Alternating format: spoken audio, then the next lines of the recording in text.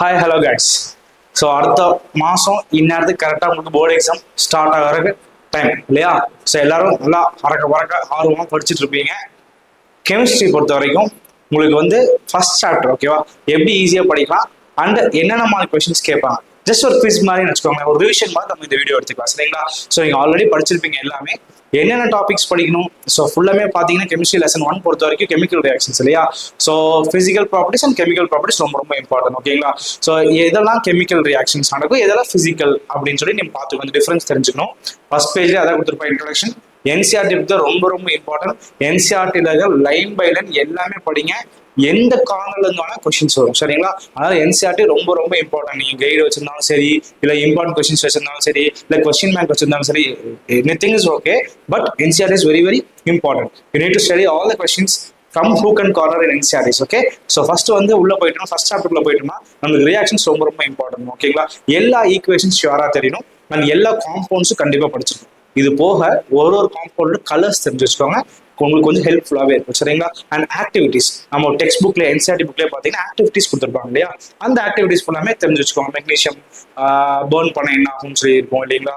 So அந்த அடுத்தது பார்த்தீங்கன்னா ஹெச்சிஎல் கூட மெட்டல் ரியாக்டர்ஸ் என்ன ஆகும், இந்த மாதிரி நிறைய ஆக்டிவிட்டிஸ் உங்களுக்குலாம் இருக்கும். ஸோ அந்த ஆக்டிவிட்டிஸ்லாம் ஃபுல்லாக தரவு பண்ணிக்கோங்க. அண்ட் அதை தாண்டி பார்த்தீங்கன்னா டைப் ஆஃப் ரியாக்ஷன்ஸ் இல்லையா? மொத்தம் 4 டைப் ஆஃப் ரியாக்ஷன்ஸ் இருக்கு இல்லையா?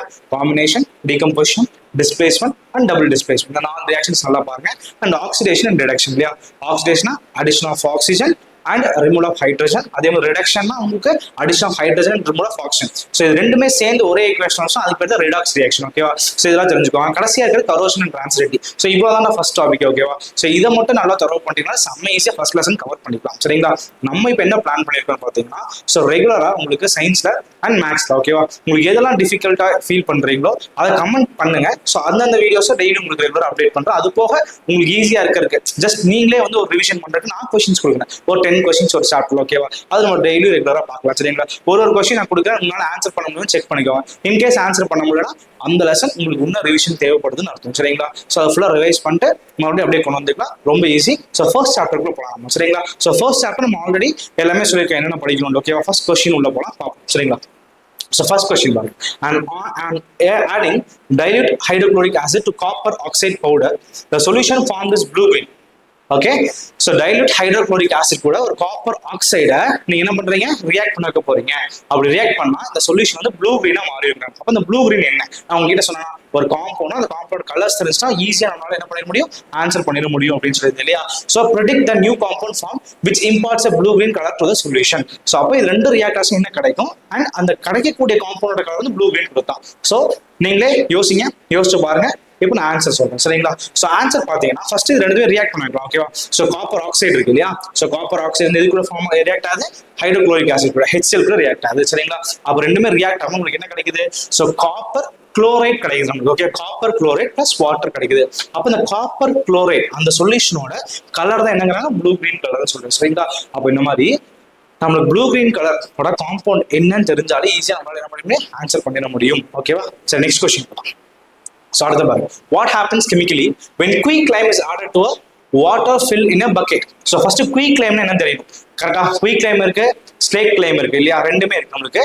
So first நீங்க வந்து உள்ள தியரி, அட்லீஸ்ட் லெசனுக்குள்ள இருக்கிற தியரி படிச்சிருந்தாதான் இதெல்லாம் நம்மளுக்கு தெரியும் கரெக்டா?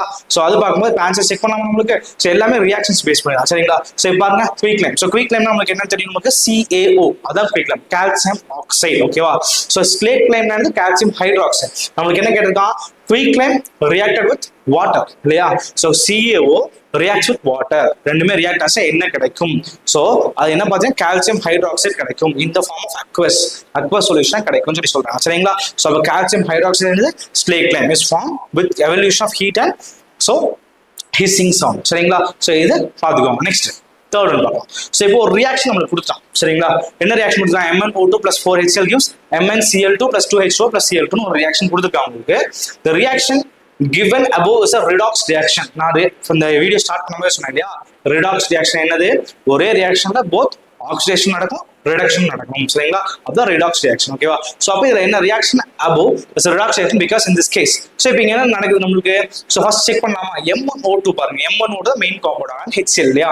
ஸோ MnO2ல ஆக்சிஜன் இருக்கு, இந்த பக்கம் Mn பாருங்க மெக்னீஷியம் என்ன இருக்கீங்க, ஸோ மேங்கனீஸ் இல்லையா? MnO2 அங்க இருக்கு, இங்க Mnல வந்து O2 வந்து என்ன ஆயிடுச்சு ரெடியூஸ் ஆகி MnCl2 மாறிடுச்சு.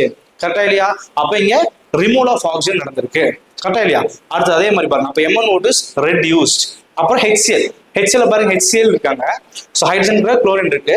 இங்க வரமா நேரம் ஆக்சிஜன் ஆட் ஆயிடுது இல்லையா? அடிஷன் ஆஃப் ஆக்சிஜன் ஆயிடுது, ஆக்சிடேஷன். அப்ப H வந்து ஆக்சிடைஸ் ஆயிருக்கு. அப்ப நம்ம இதை பார்க்கும்போது எந்த ஆப்ஷன் வரும் நம்மளுக்கு? Option D, MnO2 is reduced and HCl is oxidized. சரிங்களா? ஸோ பார்ப்போம் ஆன்சர் என்னட்டு.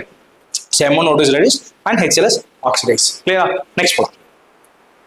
So next part, grapes hanging on the plants do not ferment, but after being plucked from the plants can be fermented.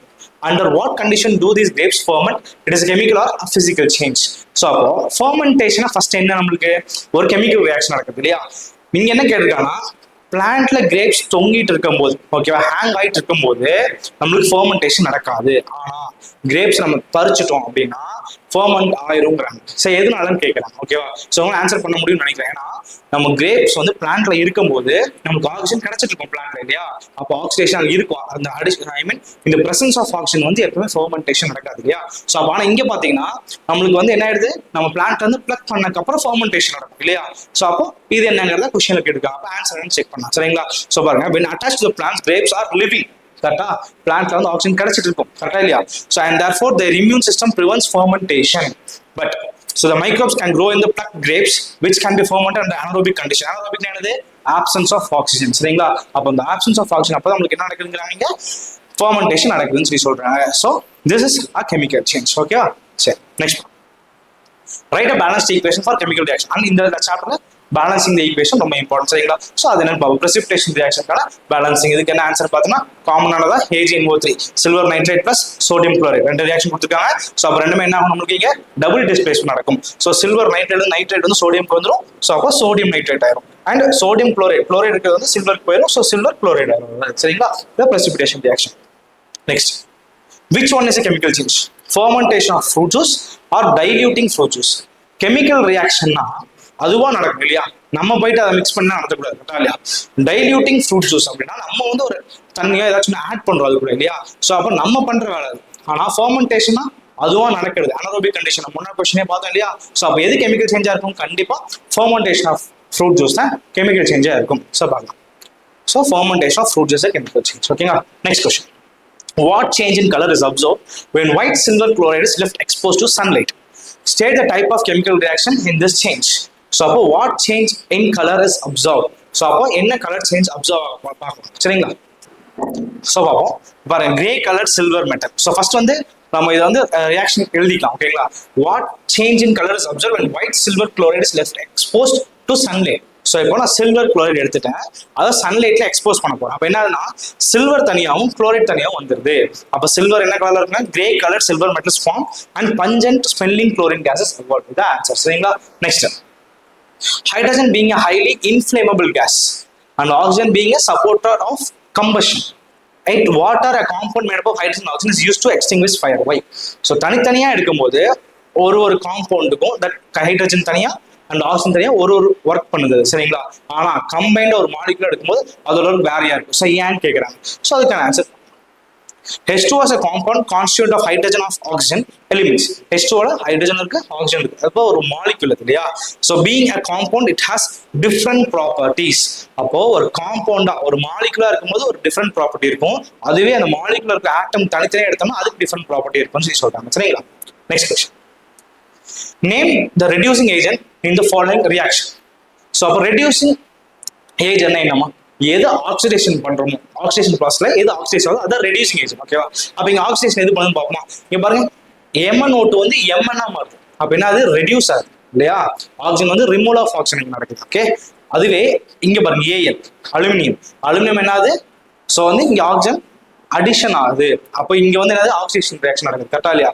எது oxidise பண்ணுதோ அதான் reducing agent. அப்போ இங்க இருக்கிற Al aluminium தான் நம்மளுக்கு என்ன இருக்கு? ரெடியூசிங் ஏஜென்ட்டா இருக்கும். செக் பண்ணலாமா? ஸோ பாருங்க, so Al is a reducing agent. ஓகேவா? எது மோர் ரியாக்டிவ்னு கேட்கலாம். நம்மளுக்கு ரியாக்டிவிட்டி சீரிஸ் இருக்கு, அது ஃபுல்லாக தரவா பாருங்க. So aluminium is more reactive than Mn manganese. ஓகேங்களா? So aluminium displaces manganese from its oxide. All that. Last question. which of the following cannot be classified as a displacement reaction? எது வந்து displacement reaction நம்ம பார்க்க முடியாது. displacement என்ன பண்ணும், ஒரு காம்பவுண்ட்ல இருந்து ஒரு ஆட்டம் தனியா வெளியே எடுக்கும், அதான் displacement reaction இல்லையா. இங்க 4 ரியாக்ஷன் கொடுத்துருக்கான், எது வந்து displacement கிடையாதுன்னு கேட்கணும் இல்லையா. So first iron displacing copper from copper sulfate கண்டிப்பா நடக்கும் சரியா. zinc displacing hydrogen from acid ஷுவரா நடக்கும். burning of magnesium வந்து டிஸ்பிளேஸ்மெண்ட்டான்னு பார்த்தீங்கன்னா கண்டிப்பா கிடையாது. ஏன்னா மெக்னீசியம் பேர்ன் பண்ணும்போது என்ன நடக்கும், சுத்தி இருக்கிற ஆக்சிஜன் கூட ரியாக்ட் ஆகி கம்பஷன் தான் நடக்கும் இல்லையா. அப்போ இது வந்து டிஸ்பிளேஸ்மெண்ட் கிடையாது. ஆன்சர் செக் பண்ணலாமா? ஸோ பாருங்க, ஸோ ஆன்சர் வந்து பர்னிங் ஆஃப் மெக்னீசியம் சரிங்களா. ஸோ இது வந்து சிம்பிளா ஒரு ஈஸியான ஒரு 10 கொஸ்டின்ஸ் உங்களுக்கு கொடுத்துருக்கேன் சரிங்களா. ஸோ இப்போ இதே மாதிரி ஒரு சாப்டருக்கும் நம்மளுக்கு கொஸ்டின்ஸ் ஃபுல்லா கொடுக்குறதுனால நீங்க ஃபுல்லா ரீகால் பண்ணிட்டு வாங்க, அந்த லெசன் ஃபுல்லா ரிவிஷன் பண்ணிட்டு வாங்க, கண்டிப்பா உங்களுக்கு யூஸ்ஃபுல்லா இருக்கும். ஸோ நம்ம வீடியோ பார்த்து தேங்க்யூ. ஸோ இந்த வீடியோஸை உங்க ஃப்ரெண்ட்ஸ்க்கு ஷேர் பண்ணுங்க, நம்ம சேனல் சப்ஸ்கிரைப் பண்ணுங்க. அப்பதான் அடுத்தடுத்த போடுற ஒரு சாப்டர்ஸ்க்கு, அடுத்த சயின்ஸ்லயும் மேத்ஸ்லயும் சரி அடுத்தடுத்த சாப்டர் போற வீடியோ உங்களுக்கு கிடைக்கும். தேங்க்ஸ் ஃபார் வாட்சிங். தேங்க்யூ.